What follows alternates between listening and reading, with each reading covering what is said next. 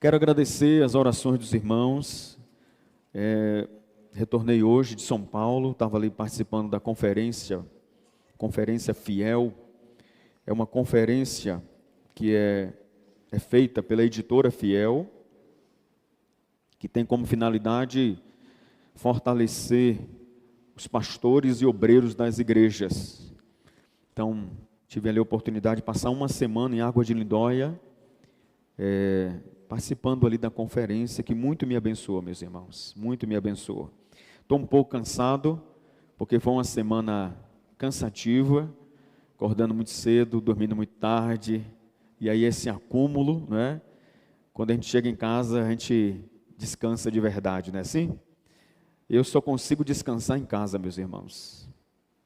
Qualquer outro lugar, eu não consigo descansar. Só consigo descansar na minha cama e tendo a presença da minha família. Então, daqui a pouco eu vou descansar de verdade. Mas eu faço questão de ler o texto da palavra de Deus com você e a gente meditar no texto sagrado, Apocalipse capítulo de número 2. Apocalipse capítulo 2.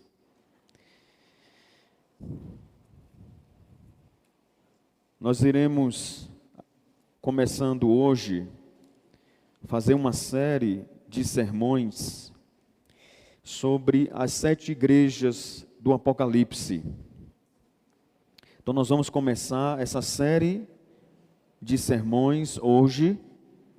Aos domingos, vamos estar estudando sobre as 7 igrejas da Ásia Menor, ou as 7 igrejas do Apocalipse, como assim é mais conhecido. Então nós vamos começar no capítulo 2, estudando sobre a carta à igreja de Éfeso. Apocalipse capítulo 2, a partir do versículo 1, nós vamos ler a palavra de Deus.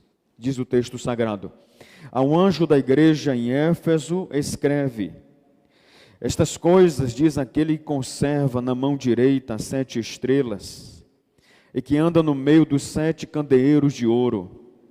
Conheço as tuas obras, tanto o teu labor como a tua perseverança, e que não podes suportar homens maus, e que pusestes à prova os que a si mesmos se declaram apóstolos e não são, e os achaste mentirosos.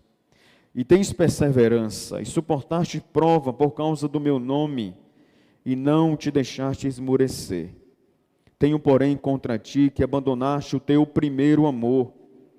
Lembra-te, pois, de onde caíste, arrepende-te, e volta à prática das primeiras obras. E se não, venho a ti e moverei do seu lugar o teu candeeiro, caso não te arrependas. Tens, contudo, a teu favor que odeias as obras dos nicolaítas, as quais eu também odeio. Quem tem ouvidos, ouça o que o Espírito diz às igrejas.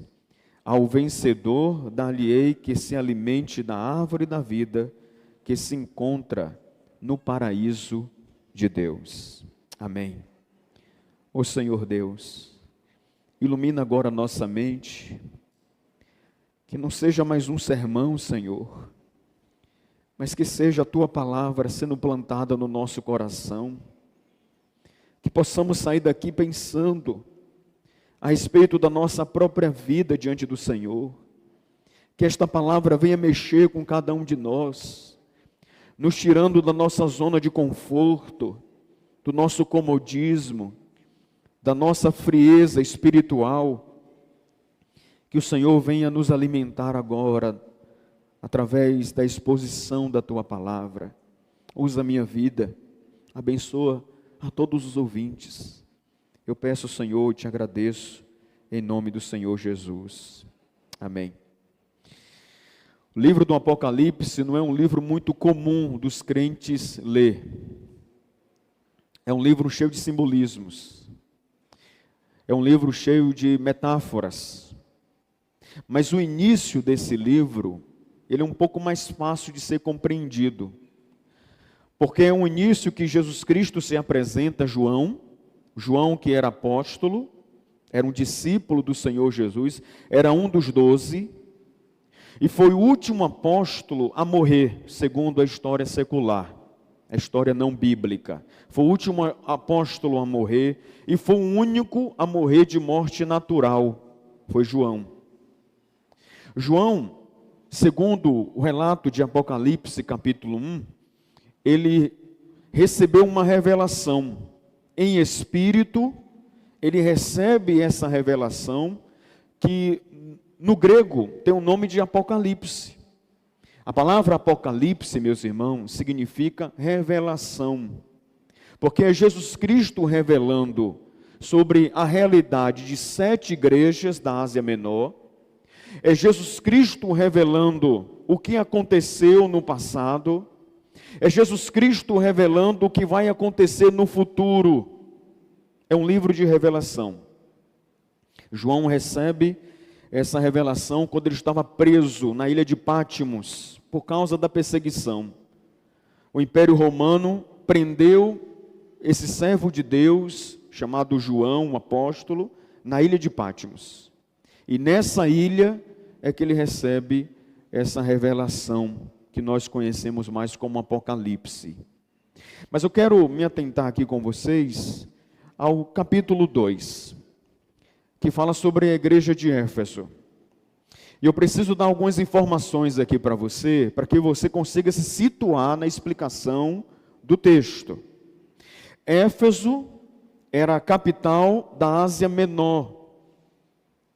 A igreja de Éfeso, meus irmãos, era uma das 3 principais igrejas do primeiro século. Então, as 3 principais igrejas do primeiro século: Jerusalém, onde a igreja do Novo Testamento começou, onde Atos capítulo 2, o Espírito Santo veio sobre os discípulos no dia de Pentecostes. Então, se tornou a igreja mãe, a primeira igreja do Novo Testamento, Jerusalém. Depois nós temos Antioquia, que foi a igreja mais missionária do Novo Testamento. Foi a igreja que acolheu o apóstolo Paulo e que enviou Paulo na sua primeira viagem missionária, na sua segunda viagem missionária. Era uma igreja que sustentava missionários pelo mundo. Era a igreja de Antioquia, uma igreja muito missionária, uma igreja para fora, uma igreja que investia em missões. E a terceira igreja mais importante do primeiro século era Éfeso, porque era a capital da Ásia Menor e um lugar muito estratégico para evangelizar os gentios. Quem eram os gentios? Os não-judeus. Pessoas que por nascimento não eram judeus, eles eram chamados de gentios. Foi lá que o apóstolo Paulo plantou uma igreja, e de Éfeso ele conseguiu evangelizar a Ásia Menor. Então foi um ponto estratégico para as missões aos gentios. Éfeso era a maior, a mais rica e mais importante da Ásia Menor. Era o centro do culto a Diana, conhecida como Diana dos Efésios.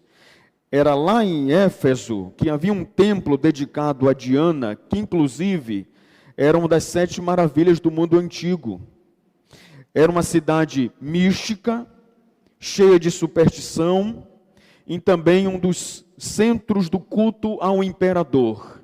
Os irmãos devem saber que alguns imperadores romanos se consideravam deuses, e eles exigiam uma adoração. Em Éfeso havia um templo e vários altares dedicados ao imperador, adoração ao imperador. Não apenas imperava naquela cidade, meus irmãos, o misticismo cheio de idolatria, mas também uma perseguição implacável à igreja. Evangelizar em Éfeso não era fácil. Apesar de ser uma cidade turística, uma cidade portuária, uma cidade que recebia pessoas do mundo inteiro, viajantes, recebia pessoas do mundo inteiro, mas no que tange à religião, não era uma cidade democrática. Foi uma cidade que perseguiu muito os servos de Deus. O apóstolo Paulo, em Éfeso, ele foi duramente perseguido. Paulo visitou a cidade de Éfeso pela primeira vez na sua segunda viagem missionária, cerca do ano 52 depois de Cristo.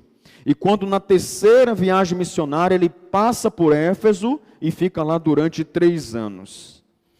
Foi um período de 3 anos de grandes avivamentos naquela cidade. O apóstolo Paulo ali pregou, e se você ler Atos dos Apóstolos, você vai observar que os 3 anos que Paulo ali passou foi um tempo de grande avivamento.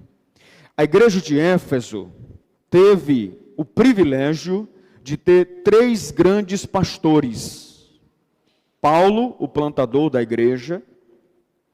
Timóteo, quando Paulo escreve a primeira e segunda carta a Timóteo, que está aqui na nossa Bíblia, nesse momento que Timóteo recebe essas 2 cartas, ele era pastor de Éfeso. Então a igreja de Éfeso já tinha tido como pastor Paulo, Timóteo e João. O mesmo João que escreveu o Apocalipse também foi pastor de Éfeso. Então era uma igreja muito bem pastoreada. 3 excelentes pastores: Paulo, Timóteo e João. Então o que é que nós vamos agora observar, meus irmãos? O que é que estava acontecendo nessa igreja de Éfeso, quando Jesus Cristo revela para João e manda ele escrever uma carta para aquela igreja? Vamos ver aqui a realidade dessa igreja. Então, com a sua Bíblia aberta, Apocalipse capítulo 2, no versículo 1 ele já inicia assim: ao anjo da igreja em Éfeso escreve: essas coisas diz aquele que conserva na mão direita as 7 estrelas, e que anda no meio dos 7 candeeiros de ouro. Então, primeira lição, primeira verdade que nós podemos encontrar aqui, é que Jesus Cristo se apresenta como aquele que está presente em ação no meio da igreja. Candelabro, aqui meus irmãos, o candeeiro, era um símbolo da igreja.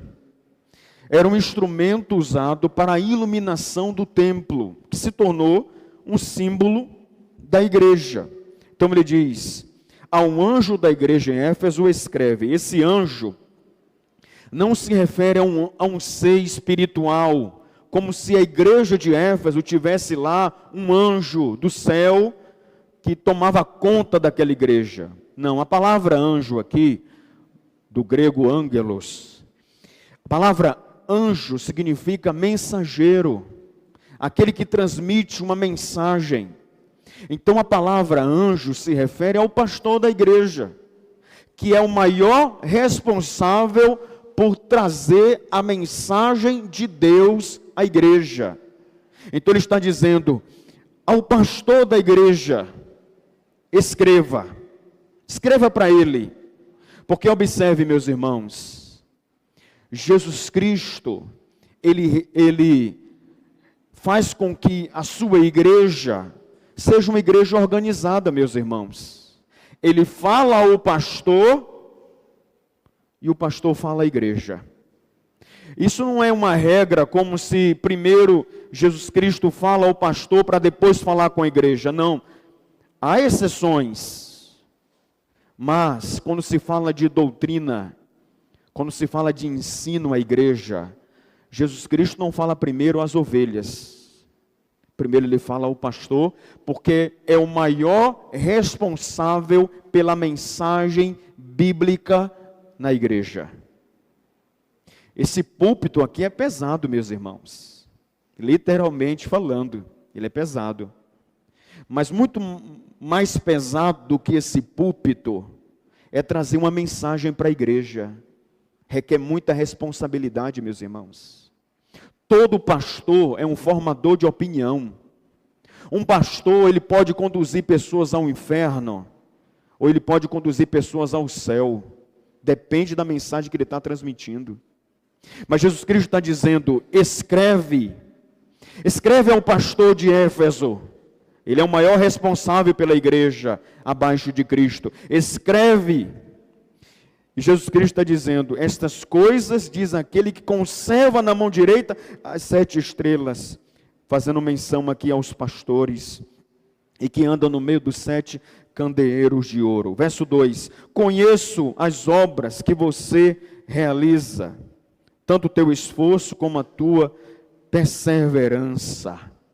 Uma outra verdade que nós encontramos é que Jesus Cristo conhece, meus irmãos, a igreja. Ele está dizendo: eu conheço vocês. Você vai observar na leitura das cartas às 7 igrejas, que para todas as igrejas, Jesus Cristo falou assim: eu conheço vocês. Eu conheço as obras de vocês. Jesus Cristo, meus irmãos, não tem opinião. Jesus Cristo tem um diagnóstico. Jesus Cristo não tem achismo. Se eu perguntar para você, como é essa igreja aqui? Cada um aqui vai ter uma opinião diferente, possivelmente.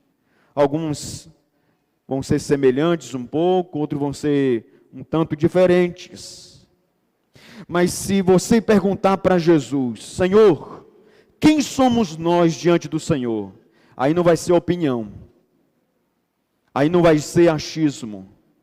Aí não vai ser da forma como eu e você olhamos. A gente olha para essa igreja, olha para as pessoas, e a gente tem uma opinião a respeito da igreja. Jesus Cristo não, ele tem um diagnóstico. Eu conheço as obras de vocês. Ele está mostrando aqui que ele é Deus. Ele está mostrando aqui que ele é onisciente. E que nada se esconde diante dele. Que ele conhece os nossos pensamentos, as nossas intenções, os nossos sentimentos. Ele nos conhece no oculto e escondido.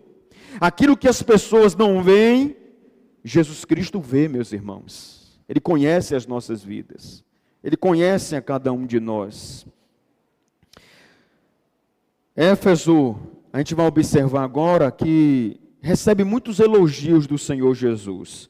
Primeiro que no verso 2, ele diz assim: sei que você não pode suportar os maus, que pôs à prova os que se declaram apóstolos e não são, e descobriu que são mentirosos. Então, o que é que nós observamos aqui no verso 2? Que doutrinariamente a igreja de Éfeso era uma igreja fiel, era uma igreja que tinha discernimentos. Claro, né, meus irmãos, uma igreja que foi pastoreada por Paulo, por Timóteo, por João. Doutrinariamente é uma igreja saudável. Uma igreja que teve na sua história bons pregadores. Homens de Deus que não falava aquilo que o povo gostava de ouvir, mas falava o que o povo precisava ouvir. Homens que não se venderam. Homens bíblicos, homens de coragem.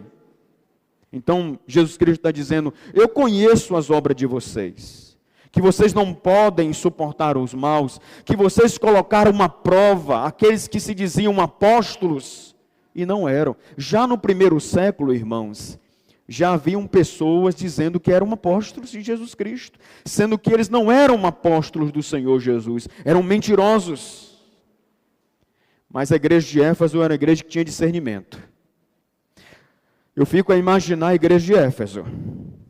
Era uma igreja que quando o pregador começava a pregar, se ele não tivesse Bíblia, podia ser o mais carismático, podia ser o mais bem vestido, podia ser o mais renomado. Se não tivesse Bíblia, a igreja não gostava daquele pregador. Porque era um povo que gostava de Bíblia. A igreja de Éfeso, doutrinariamente, era uma igreja saudável.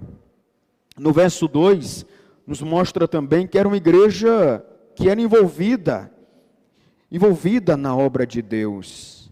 Uma igreja que ele diz: conheço as obras que vocês realizam. Então observe, não era uma igreja só da teoria. Era uma igreja da vivência, uma igreja da prática, uma igreja muito envolvida nos trabalhos do reino de Deus. No verso 6, veja comigo por favor, ele disse: mas você tem a seu favor o fato de que odeia as obras dos nicolaítas, as quais eu também odeio.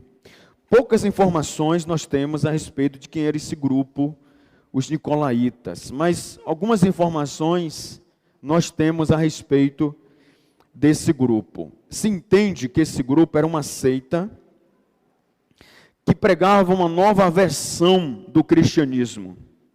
Era uma seita que foi muito influenciada por Balaão. Os irmãos devem já ter ouvido falar sobre um profeta chamado Balaão. Está no livro de Números. Balaão era um profeta de Deus, porém um profeta mercenário, que gostava muito de dinheiro e se vendia facilmente para qualquer reino. E um dia ele foi chamado, convidado por uma nação inimiga para amaldiçoar o povo de Deus, e para isso receber muito dinheiro. Claro, como um profeta mercenário, ele aceitou o convite, e ele foi. Mas quando ele tentava amaldiçoar, da boca dele só saía palavras de bênção. E por 3 vezes isso aconteceu, meus irmãos. Quando ele ia amaldiçoar Israel, Deus mudava as palavras na boca de Balaão. E ao invés de amaldiçoar, ele abençoava. O rei ficou muito irritado com aquilo e disse: Balaão, eu lhe paguei. E não foi para isso. Foi para amaldiçoar esse povo. Se você não amaldiçoar, devolva então o meu dinheiro. Balaão, sagazmente, meus irmãos, ele disse assim: rei, eu não consigo amaldiçoar esse povo, porque o povo que Deus abençoou, ninguém consegue amaldiçoar. Mas uma coisa o Senhor pode fazer: pegue as mulheres mais bonitas do seu reino, as mulheres mais atrativas, mais formosas, mais atraentes, e faça com que elas venham seduzir os homens de Israel, porque nisso eles vão pecar contra Deus, eles vão adulterar, trair as esposas, eles vão fornicar, ter relações sexuais antes do casamento. E com isto, não sou eu que vou amaldiçoar esse povo, não. O próprio Deus vai pesar a mão sobre esse povo. Então, meus irmãos, o que é que Balaão fez? Ele ensinou ao inimigo como vencer o povo de Deus. Era Satanás usando a boca de Balaão, ensinando como se infiltrar, como enfraquecer o povo de Deus. A única forma do povo de Deus se enfraquecer é o pecado. O pecado dentro da igreja, dentro do povo de Deus, enfraquece, porque o próprio Deus se volta contra o seu povo, meus irmãos. E foi isso que aconteceu. Então, quem eram os nicolaítas? Eram os admiradores de Balaão, liberais, que pensavam e que ensinavam que relações sexuais antes do casamento ou fora do casamento não é pecado. Deus não se irrita com isto. Eles ensinavam liberalismo dentro da igreja. Só que a igreja de Éfeso, meus irmãos, tinham lá os irmãos firmes, que quando esse grupo entrou na igreja, eles resistiram ao grupo, e o grupo não teve força na igreja de Éfeso. Por quê? Porque na igreja de Éfeso tinha irmãos que odiavam a doutrina dos nicolaítas. E aqui vem uma lição importante para nós. Porque Jesus Cristo diz assim: vocês odeiam as obras dos nicolaítas, nas quais eu também odeio. Preste atenção que eu vou lhe dizer. Deus é amor, que odeia o pecado. Deus, ele ama o pecador, mas Deus odeia o pecado, meus irmãos. E aqui nós entendemos que a gente tem que amar o que Deus ama e odiar o que Deus odeia. Tome cuidado para você não amar o que Deus odeia e odiar a quem Deus ama. Porque talvez você está invertendo as coisas. Você odeia certas pessoas, tem resistência a certas pessoas, mas certos pecados você ama. Toma cuidado com isso. A igreja de Éfeso odiava o que Jesus Cristo odiava e amava o que Jesus Cristo amava. A gente tem que ser assim, meus irmãos. A gente tem que ser assim. Agora, no versículo 4, há uma exortação. A igreja de Éfeso recebe uma exortação. Versículo 4, veja comigo. Tenho, porém, contra você o seguinte: você abandonou o seu primeiro amor. Aqui uma exortação, Jesus Cristo chamando a atenção da igreja de Éfeso. Uma igreja bíblica. Uma igreja de discernimento espiritual, uma igreja que teve na sua história excelentes pastores, uma igreja que trabalhava, muito ativa, mas que durante a caminhada, meus irmãos, perderam o primeiro amor. Talvez você possa perguntar: pastor, o que é perder o primeiro amor? O que significa isso, perder o primeiro amor? Eu quero te mostrar aqui algumas lições, algumas verdades a respeito do que é perder o primeiro amor. Nós perdemos o primeiro amor quando nós não nos deleitamos mais em Deus, não nos afeiçoamos mais a Jesus, não sentimos mais saudade de estar aos pés de Jesus, meus irmãos. É quando nós falamos que amamos a Deus de boca para fora, mas no nosso coração já não há mais esse amor. Não há esse amor mais. É quando a gente não tem muito interesse de orar, de passar um tempo aos pés de Jesus Cristo ali, falando com Ele. É quando nós gostamos de ouvir Jesus, porque amamos a Bíblia, mas nós não temos muita dedicação a falar com Jesus. É quando nós queremos ouvir uma boa mensagem, como a igreja de Éfeso gostava de ouvir, uma pregação bíblica. Mas a gente já não mais tem momentos a sós com Deus. Não levantamos mais de madrugada para falar com Deus. Quando as nossas orações são objetivas e rasas. É aquelas orações que mais viraram repetições de palavras do que verdadeiramente uma oração. É quando a gente ora já religiosamente, meus irmãos. Quando nós acordamos, antes do almoço e antes de dormir. Mas aquelas orações já gravadas, objetivas, sucintas. Mas talvez você possa dizer: pastor, mas Jesus Cristo nos ensinou que Ele não ouve uma oração pela quantidade de palavras. E é verdade. Mas é impossível desenvolver uma intimidade com Deus com palavras objetivas. Deixa eu lhe fazer uma pergunta. Você por acaso consegue estabelecer intimidade com alguém sendo objetivo com ela? Por acaso, antes de você casar, você foi muito objetivo nas suas palavras até você chegar ao casamento? Era monossilábico, sim, não, talvez, não sei. Como é que você conversava com alguém para estabelecer uma intimidade? Você conversou muito, não foi assim? Com Deus é assim, meus irmãos. Ninguém consegue desenvolver uma intimidade com Deus se não gastar tempo em oração, meus irmãos. Quando é que nós perdemos o primeiro amor? É quando estamos mais interessados no trabalho do que na nossa comunhão com Deus.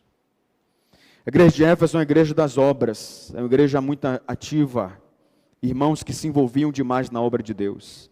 Mas infelizmente, eles entraram em um ativismo a ponto de abandonar a comunhão com Deus. Presta atenção no que eu vou dizer para vocês, irmãos. As pessoas hoje têm um conceito errado de uma igreja ativista, de um povo ativista, de uma igreja que muita atividade. Uma igreja que é ativista, que vive numa atividade intensa, não é aquela que tem muitas programações. Não é isso. Não é isso que é o ativismo. Porque senão a gente pode ir para um outro extremo. É ser ocioso, preguiçoso, não querer mais fazer nada no reino de Deus. Uma igreja ativista, um crente ativista, que transformou um trabalho para Deus em algo prejudicial a Ele, é quando nós fazemos demais e temos muito menos tempo com Deus. É quando nós trabalhamos para Deus e Deus não está mais trabalhando em nós. Vocês perceberam isso, irmãos? É possível a gente trabalhar para Deus e Deus não está trabalhando mais em nós. Sabe por quê? Porque a gente não tira tempo para Deus, irmãos.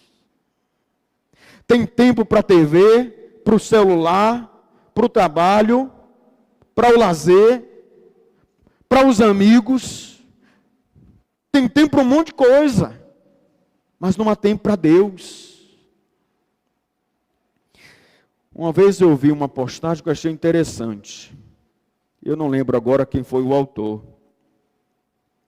Mas disse assim: se o tempo que as pessoas gastam nas redes sociais, Instagram, WhatsApp, Facebook, dentre outros, se o tempo que as pessoas gastam olhando os conteúdos dessas redes sociais e transferisse esse tempo para a leitura da Bíblia e para a oração, nós teríamos um povo muito mais forte no reino de Deus, meus irmãos. Nós teríamos crentes muito mais fervorosos, pessoas ganhando mais almas para Jesus. Teríamos um povo menos adoecido, porque muitas doenças psicológicas, emocionais, são causadas pela falta da comunhão com Deus. Não todas, mas muitas doenças estão relacionadas a isto. Quando você não tem comunhão com Deus, sua ansiedade aumenta, seu medo aumenta, sua tristeza aumenta. Busca Deus para você ver se a presença de Deus e a comunhão com Deus não vai suprir o clamor da sua alma, que grita, e por isso ela está ansiosa, está temerosa, está abatida. Na comunhão com Deus, nós nos fortalecemos. O amor se esfria, irmãos, quando o nosso conhecimento teológico não nos leva mais aos pés de Jesus Cristo. Sabe o que está acontecendo na igreja de Éfeso? Ortodoxia, ou seja, aquele culto muito doutrinário, muito bem organizado, mas que não havia mais fervor no coração dos irmãos. Meus irmãos, a Bíblia, ela é extremamente importante para a nossa vida cristã, mas preste atenção, o diabo conhece a Bíblia de capa a capa. O diabo é mais conhecedor de Bíblia do que eu e você. O diabo cita textos da Bíblia com muito mais facilidade do que eu e você. Então, conhecimento bíblico não é o mais importante. Conhecimento bíblico precisa estar agregado com a oração. Porque presta atenção. O conhecimento bíblico enriquece o nosso intelecto, mas é a oração que abate o nosso coração e nos humilha diante de Deus. Porque se você estuda a Bíblia e não ora, possivelmente vai ser um crente problemático, crítico, arrogante, soberbo, que só observa o que está de errado e nunca elogia o que está certo. O melhor exemplo que eu tenho para mostrar para vocês de que conhecimento bíblico sem oração piora e não melhora, são os fariseus. Na época de Cristo, primeiro século, Não tinha na terra ninguém mais conhecedor de Bíblia do que os fariseus, os escribas. É tanto que eles eram chamados de mestres da lei, mestres de Bíblia, mestres. Mas é interessante que foi o grupo que mais trouxe problemas a Jesus Cristo, que mais enfrentou Jesus, que mais discordou de Jesus, e que mais recebeu os sermões duros de Jesus, a ponto de Jesus Cristo olhar para os fariseus, para os escribas, para os religiosos, que tinham tanto conhecimento, e olhar para eles e dizer assim: vocês são filhos do diabo, vocês são sepulcros caiados, vocês são túmulos bonitos, mas tudo por fora, por dentro vocês estão podres. Quando é que o nosso primeiro amor se esfria, irmãos? É quando nós somos mais religiosos do que verdadeiros adoradores. É quando pensamos que somos adoradores, quando na realidade nós somos muito religiosos demais. Escuta bem, religião sem a graça de Deus é a pior miséria que pode ter no mundo, meus irmãos. Porque em nome da religião pessoas matam, mentem, enganam. Em nome da religião pessoas maltratam. Mas essa religião que maltrata, que mata, que destrói, é a religião sem a graça de Deus. É a religião sem a cruz de Cristo. É a religião sem o Espírito Santo. É a religião sem as lágrimas diante de Deus, sem o pedido de perdão. É por isso, meus irmãos, que nós devemos não ser apenas religiosos, mas ser verdadeiros adoradores. Quando é que nós perdemos o primeiro amor, irmãos? Quando somos bons mestres a diagnosticar o outro e somos péssimos, fracos em diagnosticar a nós mesmos. A igreja de Éfeso tinha discernimento para identificar um falso apóstolo, tinha discernimento para identificar os nicolaítas, os mentirosos, mas não tinha discernimento para entender: nós perdemos o primeiro amor. Eles não tinham discernimento para isso. É terrível quando não olhamos mais para a nossa própria vida e só observamos a vida dos outros. É terrível quando o nosso olhar está tão no outro que a gente se acha melhor do que os outros. Porque observe, quem olha mais para os outros do que para si mesmo, há uma prepotência que domina esse coração tão grande, de forma tão grande, que a pessoa se acha melhor do que os outros. Quer ver? Quantas pessoas dizem assim: eu não quero ir para a igreja não, porque na igreja está cheia de hipócrita, gente falsa, gente que prega e não vive. Ah, não quero ser crente não, porque conheço um bocado de crente aí que dá mau testemunho, não é servo de Deus de verdade, está lá dentro da igreja e aqui fora faz tanta coisa de errado.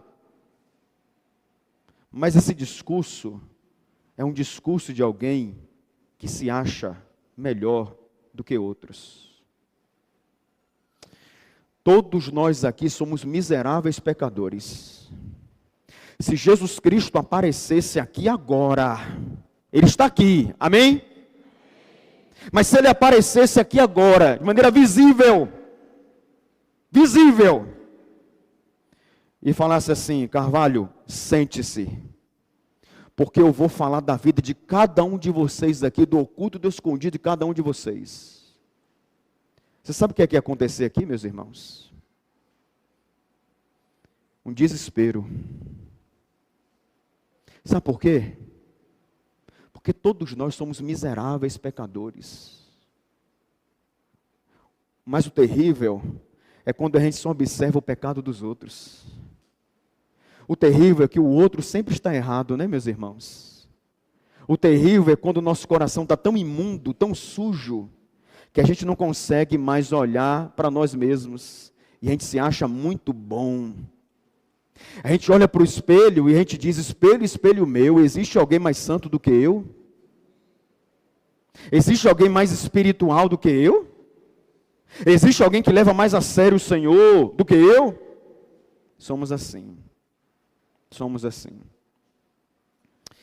Por isso, irmãos, primeiro amor é quebrantamento. É olhar para a nossa própria vida. Muito mais do que a vida do outro. Eu preciso concluir, mas ele diz aqui no verso 5, lembra-te, pois, de onde você caiu. Arrependa-se e volta à prática das primeiras obras. Se você não se arrepender, virei até você e tirarei o seu candelabro do lugar dele. Observe, o que é que Jesus Cristo faz? Ele mostra onde está o erro, mas ele dá a solução. Qual é a solução? Arrependa-se. Se arrependa. Ah, mas eu sou bíblico. Se arrependa, porque você perdeu o primeiro amor. Ah, mas eu canto na igreja, eu trabalho na igreja, sou envolvido na igreja. Ah, eu faço parte do quarteto. Se arrependa.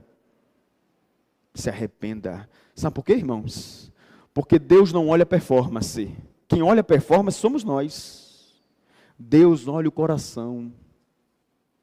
Deus nos sonda por dentro, meus irmãos. Quem olha a performance são os homens. Deus não.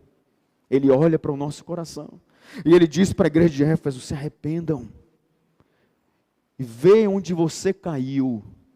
Observe. Faça uma retrospectiva. Porque eu comparo a nossa vida como um carro. O carro, ele tem lá o acelerador, tem o freio, tem a embreagem, tem o motor. Tem todo um preparo. Mas todo carro precisa ter retrovisor. Porque se não tiver retrovisor, possivelmente o motorista vai bater o carro. Ele vai promover um acidente. O retrovisor é para olhar para trás. Vez ou outra, nós precisamos olhar para trás. Quem nós éramos, irmãos? Deixa eu lhe fazer uma pergunta, e por favor, preste muita atenção. Se você hoje me respondesse uma pergunta, qual resposta você daria? E a pergunta seria: hoje, você é uma pessoa melhor do que você foi no passado? Hoje, você é um crente melhor do que você foi no passado? Se a sua resposta for não, deixa eu lhe dizer, você perdeu o primeiro amor. Simples assim. E pare de culpar os outros. Pare de botar a culpa nos outros. A culpa é sua. Você perdeu o primeiro amor. Porque isso estava acontecendo na igreja de Éfeso. O passado dela era glorioso. Plantação, apóstolo Paulo. Pastor Timóteo. João foi pastor. Mas e o presente daquela igreja? Igreja que só vive de passado. É uma igreja que perdeu o primeiro amor há muito tempo. Ah, nosso passado nós éramos assim. Ah, no passado acontecia assim. E o presente? E hoje, sua vida, como é que está a sua vida? Você está vivendo das glórias do passado? Ah, no passado eu evangelizava muito. Ah, no passado eu orava demais. Ah, no passado eu lia muita Bíblia. Ah, no passado eu não faltava escola bíblica. Ah, no passado eu congregava muito. O passado. E hoje, como é que você está? Quem vive de passado é museu. Você não é museu. Se você viveu hoje, como é que você está, meu irmão? Como é que você está, minha irmã? Como é que está você agora? O hoje. A gente vive o hoje. O passado é a nossa lembrança. O futuro é a nossa expectativa. O viver é hoje. É o agora. Ninguém ora assim: Senhor, eu vou orar aqui hoje, já garantindo as minhas orações de amanhã, depois de amanhã, até no outro domingo. Senhor, eu vou ler Bíblia aqui, já para garantir a minha semana inteira. Eu ia ler um capítulo só, mas vou ler 7. Porque eu já quero garantir os outros dias. Senhor, eu já vou pedir perdão aqui ao Senhor, porque amanhã eu vou pecar. Não. Cada dia é uma vivência com Deus. E ele diz: arrepende-te. Se não, o que é que vai acontecer se essa igreja não se arrepender? Ele diz: eu vou mover do seu lugar o seu candeeiro, caso você não se arrependa. Sabe o que é isso? Candeeiro era para iluminar, como eu disse a vocês, era o candelabro. Em outras palavras, Jesus Cristo está dizendo: se vocês não voltarem ao primeiro amor, sabe o que é que vocês vão perder? O brilho. O brilho, vão parar de brilhar. É terrível quando uma igreja é fosca. Fosca. Sabe o que é um crente fosco? Vive das glórias do passado, talentosos, trabalham bem, mas não tem brilho nos olhos mais. Não tem aquele brilho de Cristo, que alguém quando olha assim, fala assim: você está diferente. Foi o que aconteceu. Alguém chega para você e diz assim: você é crente? E você pergunta: mas por que você está me perguntando? Algo diferente de você. Sabe o que é isso? O brilho. Mas não é o brilho da roupa, não. Não é o brilho do batom, da maquiagem. É o brilho de Cristo. É o fogo do Espírito. É a luz dos céus emanando de você. Mas sabe como isso acontece? Quando estamos aos pés de Jesus. Não perca isso não, meu irmão. E se você perdeu, volta logo. Arrependa-se. Porque crente fosco é religioso. É duro de coração. Só tem capa. Tem nome no rol de membro da igreja. Mas não tem mais comunhão com Deus. Volta ao primeiro amor. Se arrependa. O quarteto cantou aqui uma canção que diz que o céu é Jesus, e onde ele estiver, o céu será ali. E agora nós iremos ouvir uma canção que fala também da importância de Cristo, quando diz: mais de Cristo. É isso que eu quero, meus irmãos. Eu quero mais de Cristo. Eu quero que essa igreja queira mais de Cristo. Eu quero que essa igreja aqui não queira ser uma igreja famosa, mas queira ser uma igreja fiel a Cristo. Que venhamos ter mais e mais de Cristo. Vamos colocar em pé, por gentileza? Coloque em pé, por favor.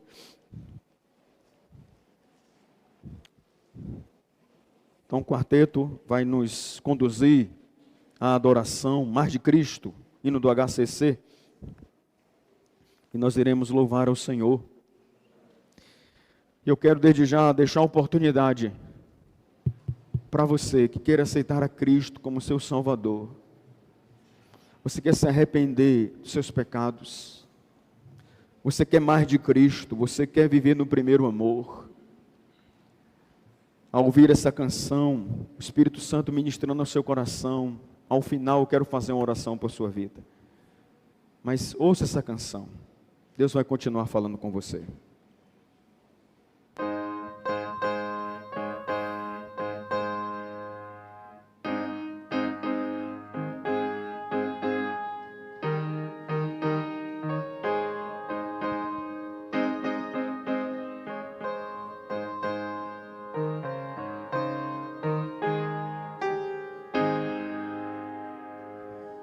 Mais de Cristo eu quero ver, mais do